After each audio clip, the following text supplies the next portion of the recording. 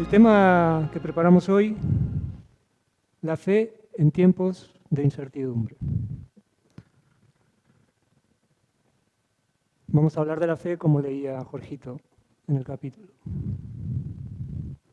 Para empezar vamos a hacer un pequeño repaso, seguramente muchos ya tienen esto conocido, pero es bueno mencionarlo, sobre la distinta clasificación de los mundos según la doctrina espírita. Mundos habitados por espíritus humanos. En la clasificación que nos dan los espíritus y Kardec, se mencionan 5 tipos de planetas. En primer lugar, los mundos primitivos, que es donde el espíritu humano desarrolla sus primeras experiencias. Se nos dice que el alma es creada simple e ignorante. Si bien esto es así para entenderlo, el alma humana tiene todo un proceso previo de varios milenios, donde se va individualizando a través de los distintos reinos, hasta llegar a su estadio de humanidad. Cuando aparece esa humanidad, en sus primeras experiencias, es donde se desarrollan estos mundos. Lo podemos pensar como en el planeta Tierra aproximadamente hace 5 o 4 millones de años, las primeras experiencias del ser humano. El mundo que le sigue en evolución, el paso siguiente sería el mundo de pruebas y expiaciones, que es donde estamos ahora, el planeta Tierra hoy en día, donde hay una predominancia del mal sobre el bien. Buscando imágenes o pensando en qué imagen poner sobre el mundo, se me ocurrió poner esta. Encontré esta, donde se ve el contraste y donde se ve la predominancia del orgullo y del egoísmo en la humanidad actual. Dice San Agustín en el capítulo 3 del Evangelio sobre los mundos de pruebas y expiaciones. Sirven de lugar de destierro a los espíritus rebeldes, a la ley de Dios. Allí esos espíritus tienen que luchar a la vez contra la perversidad de los hombres y contra la inclemencia de la naturaleza. Doble trabajo penoso que desarrolla al mismo tiempo las cualidades del corazón y de la inteligencia. Ahí estamos ahora. Continúa en la escala evolutiva los mundos de regeneración, donde todavía se viven pruebas, pero ya el alma recupera sus fuerzas y puede descansar. El paso siguiente son los mundos felices, donde prevalece el bien por sobre el mal. Y la última clasificación, los mundos celestiales, que es donde residen los espíritus puros. Esto para que tengamos en mente.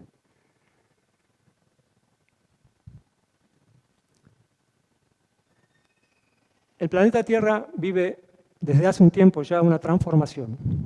Se está dando una transición entre los mundos de pruebas y expiaciones hacia mundos de regeneración. Y este proceso de cambio implica algunos momentos difíciles, pasar por momentos difíciles, porque necesariamente se tiene que dar una renovación. Las estructuras viejas y obsoletas tienen que dar lugar a nuevas formas de pensar, de sentir y de vivir. En la Génesis, en el último capítulo, cuando Kardec habla sobre los tiempos que han llegado, hay un mensaje de un espíritu, Dr. Barry, firma, que dice lo siguiente: sí, ciertamente la humanidad se transforma como ya se transformó en otras épocas.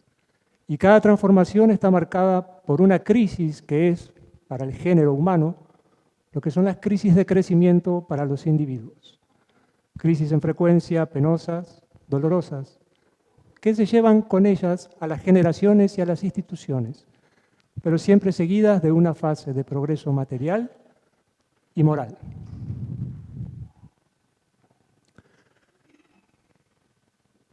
Si bien hace tiempo que esta transformación se viene dando, coincidirán conmigo que el último año y medio la situación se volvió más difícil y más compleja.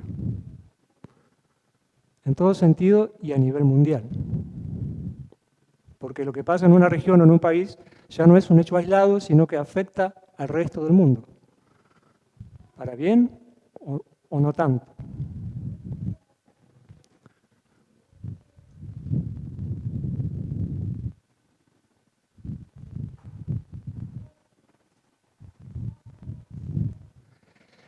Y esto hace que vivamos momentos de crisis.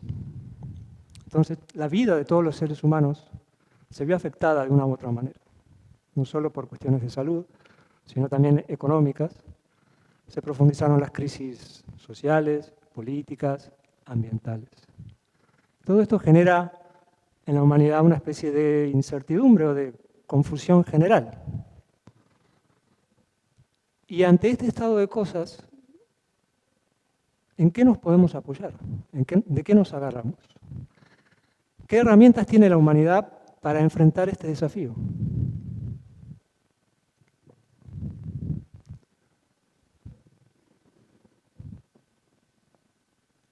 Inútilmente, la humanidad se ha debatido entre dos posturas aparentemente opuestas e irreconciliables: fe y razón. La gran mayoría de la humanidad adopta una u otra postura y pareciera que si uno se ubica de un lado, está obligado a negar el otro. Aquel que cree en Dios y que tiene fe se ve obligado a renunciar a la razón, se opone a la ciencia, a los avances tecnológicos. Y el que se apoya en la ciencia y en la razón, como que naturalmente cae en el lugar del ateísmo, negando a Dios y a toda posible intervención divina en los asuntos terrestres. Es como que fe y razón fueran dos variables opuestas de una ecuación, donde si una es verdadera, la otra tiene que ser falsa. Es una ecuación que no hemos podido resolver, igualar, equilibrar. La fe tradicional, aquella que nos brindan las religiones institucionalizadas, suele basarse en dogmas. Los dogmas son construidos a partir de textos, libros, tradiciones, y dan cuenta de cómo es la realidad, qué hay que hacer, qué no hay que hacer. Pero la humanidad avanza, y avanzó en conocimiento y en experiencias. Y surgen nuevas evidencias que contradicen esos dogmas. Entonces, ante esa situación hay dos posibilidades.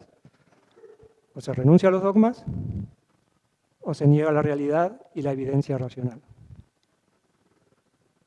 Por otro lado, la ciencia, o la razón, también tiene sus métodos y sus reglas. Y cuando aparecen evidencias que no entran dentro de sus paradigmas, también se opta. O ampliamos el paradigma científico, o ignoramos y dejamos de lado esas evidencias que no entran.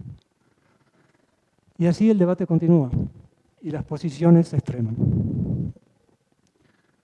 Surgen grupos humanos, religiosos y no religiosos,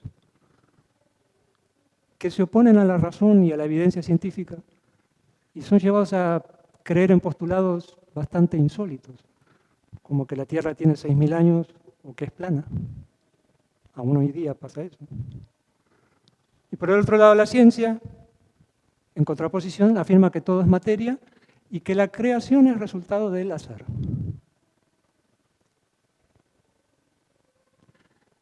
Y realmente entre estas dos posiciones y con la confusión y desorientación que hay, es muy difícil saber dónde ubicarse, dónde está la verdad, a quién le creo, qué camino seguimos. Es importante aclarar que todo tiempo de cambio es natural que genere confusión e incertidumbre. Es normal sentir falta de claridad, desorientación,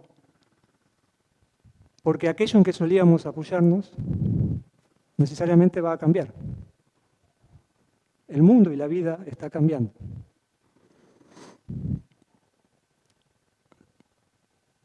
Seguramente todos estamos esperando que pase la tormenta y que podamos volver a la normalidad. Pero ahí está el tema. no vamos a volver a la normalidad, no a la que conocíamos. Quizás sea una nueva normalidad.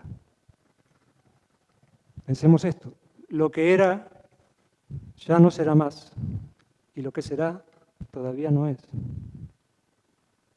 Estamos en un punto de inflexión, en una bisagra entre el ayer y el mañana, entre el viejo mundo y el nuevo mundo. Todavía apoyados y funcionando desde estructuras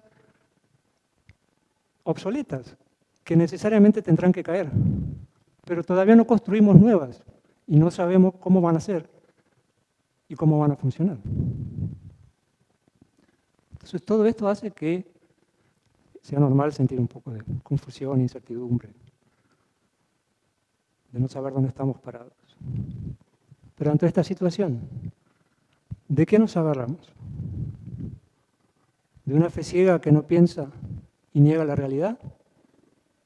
¿O de una razón vacía que no siente y que no da esperanza? Esas son las opciones que pareciera que nos da el mundo. Pero gracias a Dios hay una variable que todavía no mencionamos y que permite igualar esa ecuación. Es un término, un igual, que permite unir fe y razón, que es el espiritismo. El espiritismo que nos brinda la fe razonada nos da la posibilidad de tener fe, ser religioso, pero no renunciar a la razón. Y también basarnos en la ciencia y en los fundamentos científicos, pero sin negar a Dios. Eso es lo que nos brinda la fe razonada, fundamental para este momento.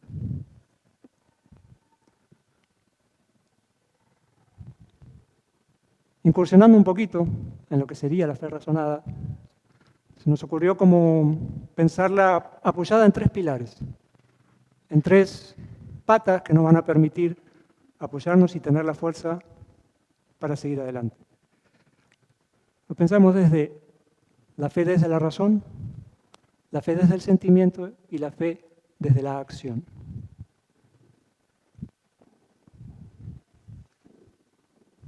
Vamos a ver un poquito cada uno. La fe desde la razón. Habitualmente vinculamos la fe con aquello que tiene que ver con las creencias. Cuando alguien nos dice que tengamos fe, o que en algo o en alguien, es como que nos está pidiendo que creamos, aunque no sepamos muy bien si es así o no. Según la definición de la Real Academia, la fe, dice, es conjunto de creencias de una religión, de alguien, de un grupo o de una multitud de personas. Y creer es tener algo por cierto sin conocerlo de manera directa o sin que esté comprobado o demostrado.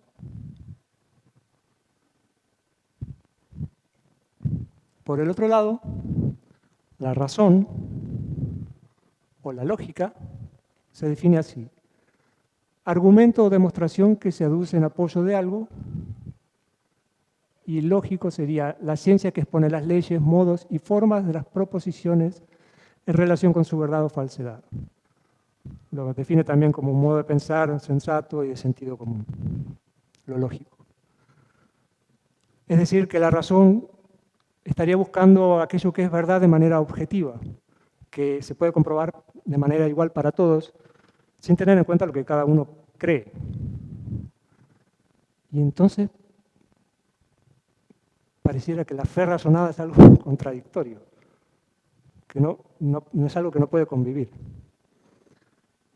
Pero la fe puede y debe ser razonada. Dice Kardec, en lo que leyó George, la fe necesita una base, y esa base es la comprensión plena de aquello en que se debe creer. Para creer no basta con ver, es necesario sobre todo comprender. Hay que ver y hay que comprender. Entonces, en estos momentos de cambio, de incertidumbre, de desorientación, es fundamental usar la razón y pensar para comprender y entender. Y en lo posible evitar la fe ciega o aquellas creencias que intentan imponer un punto de vista sin dar muchas explicaciones. Dice Kardec, la fe ciega no analiza, admite sin control tanto lo verdadero como lo falso. Y a cada paso choca contra la evidencia y la razón. Llevada hasta el exceso produce el fanatismo. Pretende imponerse al hombre y le exige la abdicación de una de sus más valiosas prerrogativas, el raciocinio y el libre albedrío. Al no admitir pruebas, deja en el espíritu un vacío de donde se origina la duda. Los razonamientos de Kardec en ese capítulo son increíbles, porque nos ayuda a unir fe y razón. Nos dice que para tener fe hay que comprender, que la fortaleza de la fe viene de la certeza porque uno ha logrado comprender. La fe razonada se apoya en los hechos tanto como en la lógica y no deja en pos de sí ninguna oscuridad. La persona cree porque tiene certeza y tiene certeza porque ha comprendido. Por eso la fe razonada no cede. Solo es inquebrantable la fe que puede mirar a la razón cara a cara en todas las épocas de la humanidad. Y a punto siguiente dice esto. El espiritismo conduce a ese resultado. ¿Cómo? Los invito a seguir estudiando y conociendo la doctrina en profundidad, porque no podría hacerlo yo aquí en una breve exposición. Pero les aseguro que es así. El espiritismo conduce a la fe razonada. A esta fe inquebrantable que nace de la comprensión.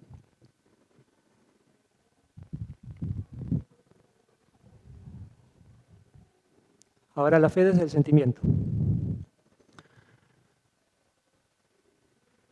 Y yo sé que es así, pero va a parecer contradictorio a todo lo que dije antes. Pero acompáñenme un poco a ver si ustedes también pueden superar esa contradicción. Porque desde la razón y desde la lógica se puede comprender mucho y entender mucho, pero tiene sus límites la razón. Las ecuaciones y los postulados científicos, por ejemplo, no pueden dar cuenta de lo que son los sentimientos. A mí se me ocurrió este ejemplo. Nosotros podemos tratar de explicar a amigos y colegas lo que se siente acá o en el SEI. Nosotros lo comprendemos desde la razón. Nosotros comprendemos que la cercanía de nuestro guía, de los guías mentores de esta casa, nos llena de energías sublimes. Sentimos la paz, la tranquilidad, cuando pasamos al pase, cuando hacemos una oración. Nosotros lo podemos entender y lo podemos tratar de explicar, pero no es lo mismo que vivirlo y que presenciarlo aquí. Solo cuando lo sentimos, lo comprendemos. Por eso, la fortaleza que viene de la fe, además de estar apoyada en la razón, tiene que dar lugar al sentimiento.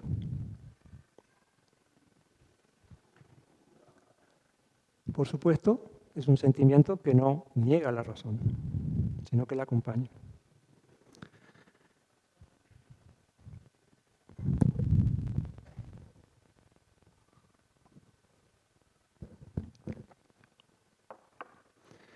Y acá voy a adentrarme en un ámbito un poco difícil,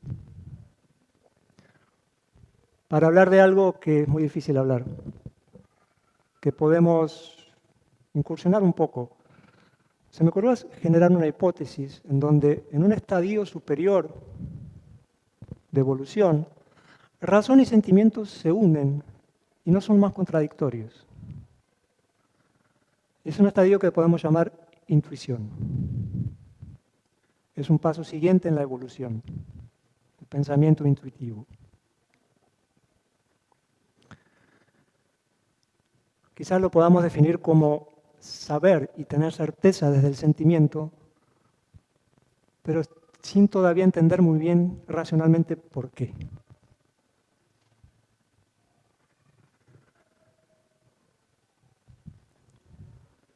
Juana de Angelis, en este libro, En busca de la verdad, dice algo maravilloso. Ella cita a este pensamiento de un filósofo egipcio que dice: el conocimiento de lo uno no se obtiene por medio de la ciencia ni del pensamiento, sino a través de una presencia inmediata, superior a la ciencia.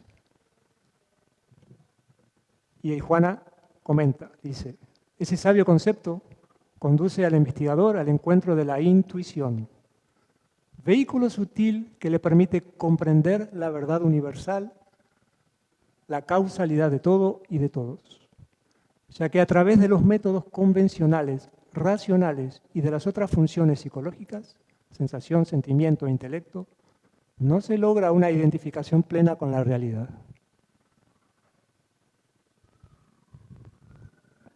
Es un estadio superior que todavía se nos escapa.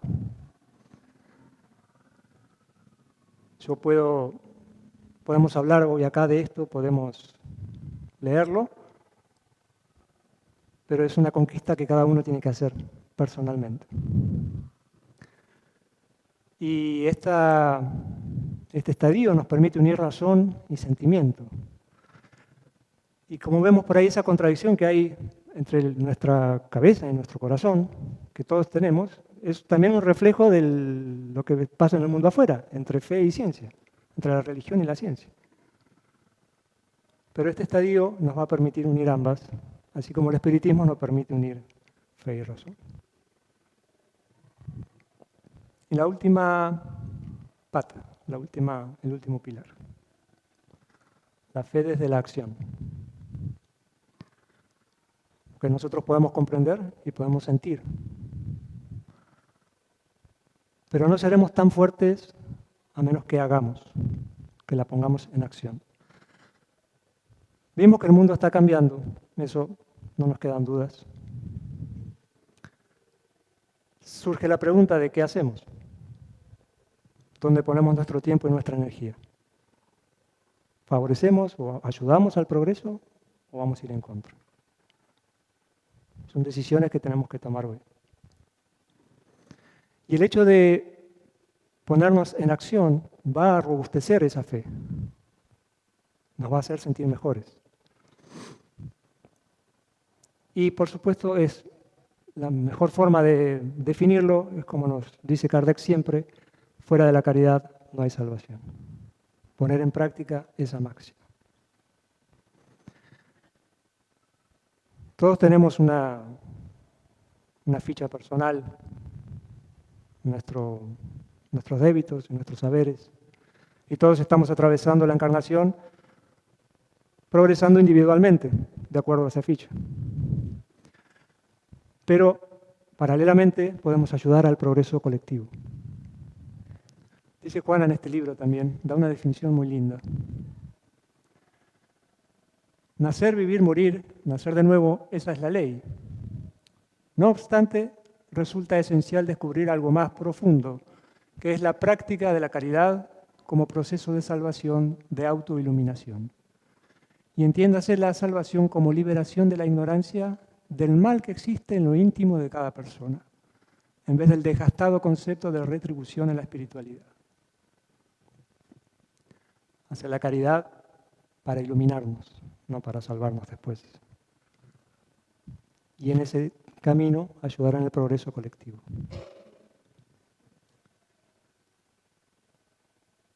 Ya para ir terminando, quedémonos con esos 3 pilares.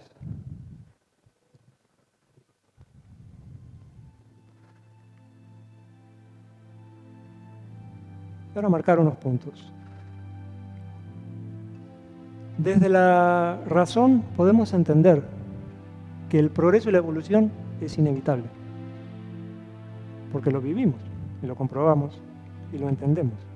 El progreso es inevitable. Desde el sentimiento podemos tener la certeza y la confianza en Dios y en nosotros de que también ese progreso se va a producir.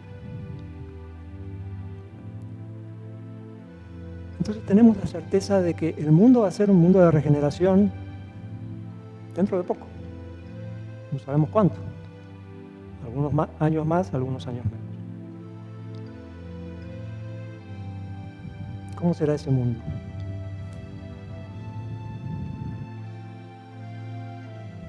Estas son las explicaciones que da San Agustín en el capítulo 3. Son mundos que sirven de transición entre los de expiación y los mundos felices.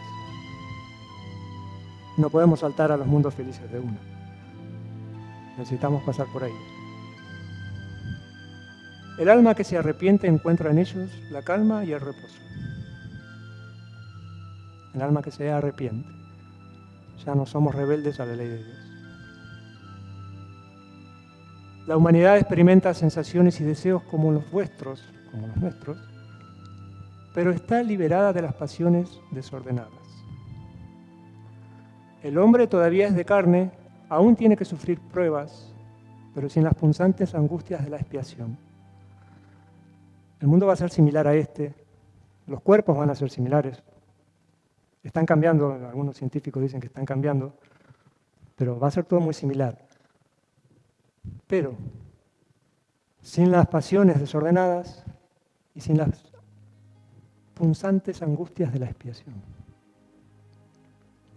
En ella, en esa humanidad, ya no existe el orgullo que hace callar al corazón, la envidia que lo tortura y el odio que lo ahoga. La palabra amor está escrita en todas las frentes. Una equidad plena rige las relaciones sociales.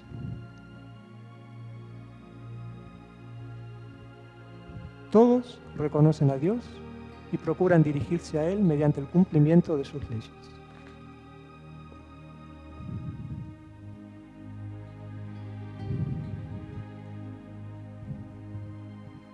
Con la certeza de que ese mundo está pronto a llegar, los invitamos al pase para que se lo lleven en la mente y en los corazones.